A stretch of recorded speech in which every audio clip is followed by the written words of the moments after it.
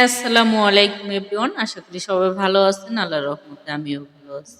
আজকে আমি আপনাদের সাথে শেয়ার করব একটা বেগুনের দারুণ রেসিপি। এই যে দেখতে পাচ্ছেন এখানে আমি একটি বেগুন, এই বেগুনটা আমি এটা দিয়ে খুবই একটা মজার রেসিপি আপনাদের সাথে শেয়ার করব। আমার ছোট মেয়ে লিয়া ও বলছে আজকে আমাকে বেগুন দিয়ে একটা ইউনিক রেসিপি করে দিবা। তাই ভাবলাম ওকে কিভাবে এই বেগুনের ইউনিক রেসিপি করে দেই। ও বলছে আমি যেটা কখনো খাইনি সেই রেসিপিটা আজকে করবা। তাই ভাবলাম যে ওর জন্য একটা অন্যরকমভাবে বেগুনের রেসিপি করে দেই। এই ভিডিওটি আপনাদের সাথেও শেয়ার করি। এই যে দেখুন বেগুনটা আমি কিন্তু পিস পিস করে কেটে সবগুলো বেগুনের মাঝখানে আমি একটা ছোট গ্লাস দিয়ে চাপ দিয়ে দিয়ে মাঝখানে রিংয়ের মতো করে কেটে কেটে একদম বেগুনগুলোকে রিং করে নিয়েছে। আর এগুলি কিন্তু আমি ফেলে দিব না, এগুলোকেও আমি কেটে কুচি কুচি করে নিব, কারণ এগুলি দিয়েও আমি এই রেসিপিটি তৈরি করব। এই জন্য আমি সবগুলো টুকরাই এভাবে কুচি কুচি করে কেটে ছোট ছোট করে নিব, যাতে পরবর্তীতে আমার রান্নার কাজে সুবিধা হয় আর দ্রুত রান্না হয়। এই জন্য আমি সবগুলো কেটে ধুয়ে পরিষ্কার করে নিলাম। এবার আমি একটা বাটিতে নিয়ে নিচ্ছি ডিম। একে একে আমি সেমভাবেই এখানে 3টা ডিম নিয়ে নিচ্ছি। দেখুন আমি ডিমগুলোকে ভেঙে বাটিতে নিয়ে নিচ্ছি। এই যে আমার 3টা ডিম এখানে নেওয়া শেষ। এখন আমি এটাকে একটা চামচের সাহায্যে কেটে নিচ্ছি।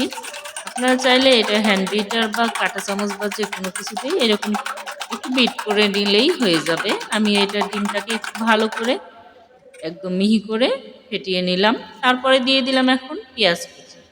এবার দিয়ে দিচ্ছি একটা বড় সাইজের টমেটো, ছোট ছোট করে কিউব করে কেটে নিয়েছি, সেই টমেটো দিয়ে দিলাম। এবার আমি একটা কাঁচামরিচ ছোট ছোট করে পিস পিস করে নিয়েছি, আর দিয়ে দিলাম ধনিয়ার পাতা।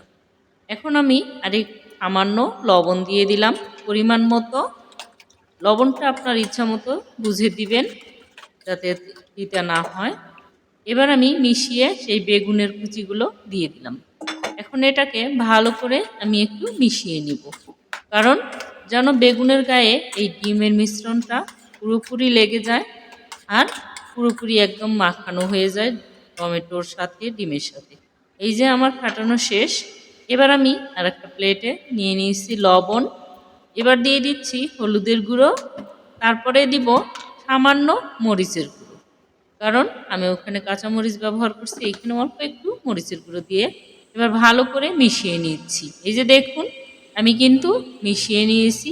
এখন আমি এখানে এই বেগুনের রিংগুলি একটু লাগিয়ে হাতের সাহায্যে ভালো করে আমি এই বেগুনের গায়ে লাগিয়ে নিচ্ছি, যাতে লবণ হলুদ মরিচের একটু ঝাঁঝালো ভাব হয় আর একটু লোনতা সাইজ যেন হয়। আর যদি আমি এই লবণটা না দিতাম তাহলে কিন্তু পরবর্তীতে একটু পানসা লাগতো, নুনটা ভাবটা থাকতো না। এই জন্য আমি বেগুনের গায়ে এভাবেই লবণ হলুদ মরিচের গুঁড়ো লাগিয়ে নিচ্ছি। এই যে দেখুন সেমভাবেই কিন্তু আমি এভাবে সবগুলোতেই লাগিয়ে নিব। আমি আরেকটা সুবিধার্থে দেখিয়ে দিলাম।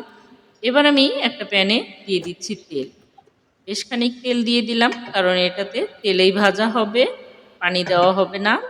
এই যে এখন আমার তেলটা গরম হয়ে আসছে। এখন কিন্তু আমি একে একে রিংগুলি বসিয়ে দিচ্ছি। এই যে দেখুন আপনারাও কিন্তু অবশ্যই এভাবে ট্রাই করবেন, দেখবেন আপনার এই রেসিপিটা খুবই ভালো লাগবে ইনশাআল্লাহ। আর ভালো লাগলে অবশ্যই কমেন্ট করে জানাবেন।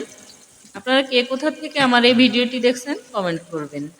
আর এই যে দেখুন এখন আমি দিয়ে দিচ্ছি সেই ডিমের মিশ্রণ, বেগুন টমেটো।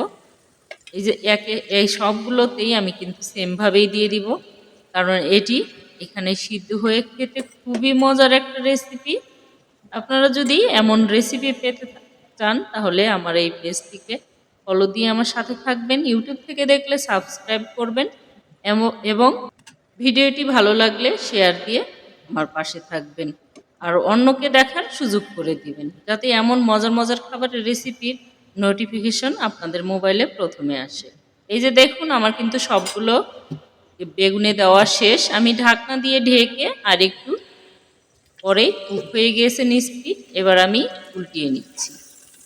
সবগুলো বেগুন আমি সেমভাবেই উল্টিয়ে দিচ্ছি, কারণ এই পিঠ ডিমের মিশ্রণ ছিল নিচে, দেখুন সমান হয়ে গেছে, আর এই পিঠ কিন্তু হয়ে গেছে, আর বেগুনটাও কিন্তু নরম হওয়া শুরু করেছে। সেমভাবেই আমি সবগুলোকেই উল্টিয়ে নিচ্ছি। আপনারাও অবশ্যই একদিন এই রেসিপিটি ট্রাই করবেন, দেখবেন ভালো লাগবে। কারণ আমার বাচ্চা সে মাঝে মধ্যেই বিভিন্ন প্রকারের ইউনিক রেসিপি পছন্দ করে, তাই ওর জন্য এই রেসিপিটি করলাম, সাথে আপনাদেরকেও একটি ভিডিও শেয়ার করলাম। কেমন হয়েছে অবশ্যই জানাবেন। এই যে আমার বেগুনের কিন্তু ওই পিঠ হয়ে গেছে, এই পিঠে উল্টিয়ে দিয়ে এবার আমি একটা প্লেটে তুলে নিচ্ছি। এই যে দেখুন আমি সম্পূর্ণগুলোকেই সেমভাবে উঠিয়ে নিচ্ছি, আর এভাবেই কিন্তু সবগুলো পিস আমি ভাজবো। কারণ এই যে দেখুন আর ২ পিস ছিল, আমি এভাবেই দিয়ে দিয়েছি। এটাকেও আমি একটু তেল দিয়ে আর একটু ভেজে নেব। ঢাকনা দিয়ে ঢেকে দিয়েছি, কারণ সিদ্ধ হতে সুবিধার্থে আর তেলটা ছিটে চারপাশে যাবে না। এই জন্য ঢাকনা দিয়েই কিন্তু আপনারা অবশ্যই ট্রাই করবেন, কারণ ঢাকনা দিয়ে সিদ্ধ করতে সুবিধা হয় আর ভাজটাও তাড়াতাড়ি হয়, তেলটাও কম লাগে আর রান্নাঘরটাও তেল চিটচিটে কম হয়। তাই আমি ঢাকনা দিয়ে ঢেকে একটু পরপর কিন্তু এভাবে চেপে চেপে আমি বেগুনগুলোকে ভেজে নিয়েছি। আপনারা অবশ্যই এভাবেই করবেন। আর যদি খোলা এমনি করতে চান করতে পারবেন, কিন্তু আপনার একটু তেলটা চারপাশে ছিটে যাবে আর সিদ্ধ হতে একটু সময় লাগবে। চুলার আঁচ কিন্তু এই পর্যায়ে আমি মিডিয়াম টু লো হিটে দিয়েছি। আর আমার বেগুন ভাজাটা কিন্তু হয়ে গিয়েছে। এই যে দেখুন একদম ওপিটো এক ভাজা হয়ে গেছে, এপিটোও ভাজা হয়ে গেছে। এবার আমি সবগুলোকেই তুলে নিচ্ছি। এই যে দেখুন দারুণ স্বাদে আমার বেগুন ভাজা, ডিম বেগুনের ইউনিক রেসিপি কেমন হয়েছে অবশ্যই কমেন্ট করে জানাবেন। ধন্যবাদ সবাইকে। Thanks for watching. আল্লাহ হাফেজ।